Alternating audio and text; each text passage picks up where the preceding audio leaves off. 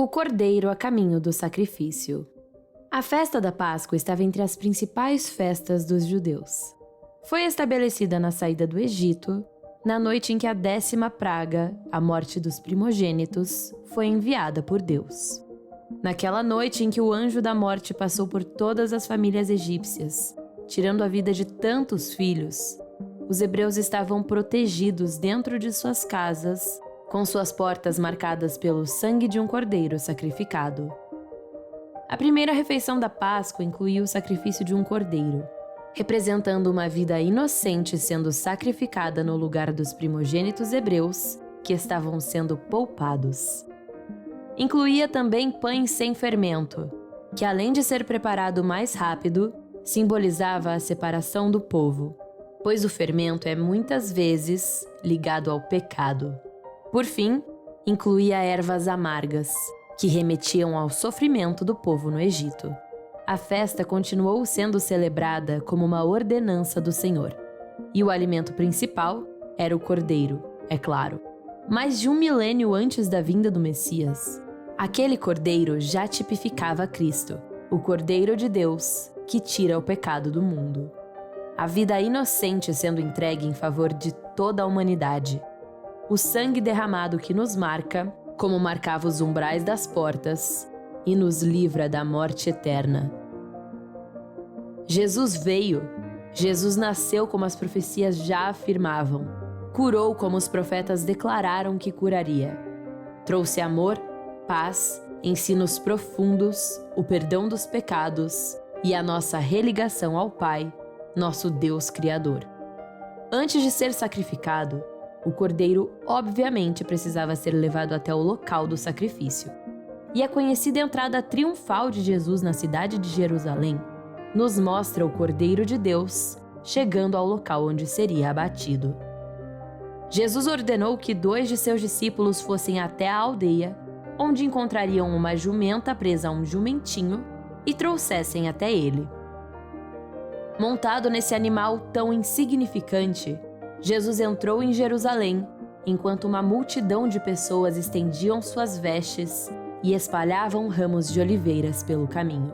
As pessoas que iam à frente de Jesus, bem como aquelas que o seguiam, declaravam em alta voz: Hosana ao filho de Davi. Bendito é o que vem em nome do Senhor. Hosana nas alturas. Em tudo isso, uma profecia declarada por meio do profeta Zacarias estava se cumprindo. Alegre-se muito, cidade de Sião. Exulte, Jerusalém. Eis que o seu rei vem a você, justo e vitorioso, humilde e montado num jumento, um jumentinho, cria de jumenta. Zacarias capítulo 9, versículo 9. Cumprindo profecias e contrariando muitas expectativas, foi assim que Jesus entrou na cidade de Jerusalém, no domingo que marcava o início da semana em que seria crucificado. Mas por que contrariando as expectativas? Os judeus esperavam um Messias militar, um forte guerreiro, um grande lutador, que chegaria em uma carruagem e esmagaria Roma. As profecias, porém, apontavam para um Messias poderoso, mas humilde, grandioso, mas que não chamava muita atenção, libertador, mas que não portava espadas. Historicamente, para que um general fizesse uma entrada triunfal em Roma e recebesse todos os direitos de aclamação de um grande conquistador, ele deveria ter matado ao menos 5.000 homens na batalha.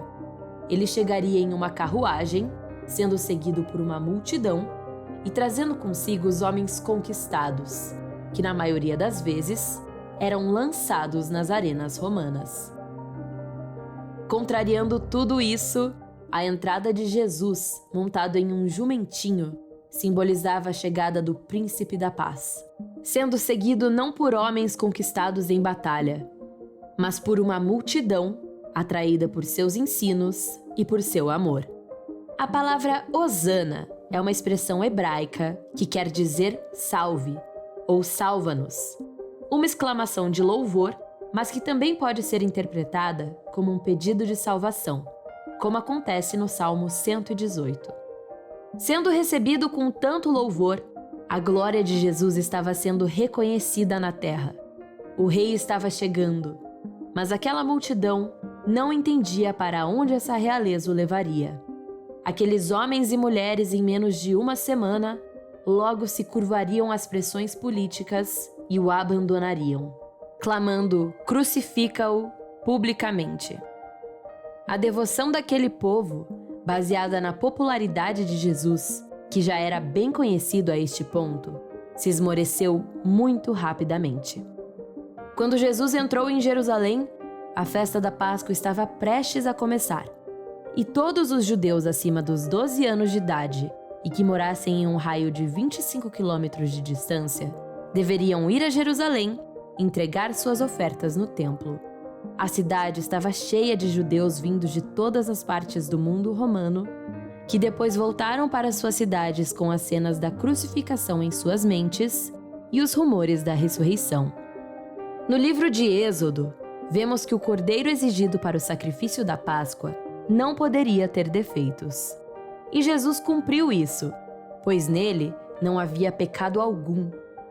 O cordeiro deveria ser sacrificado e seu sangue derramado, porque sem derramamento de sangue não há perdão de pecados.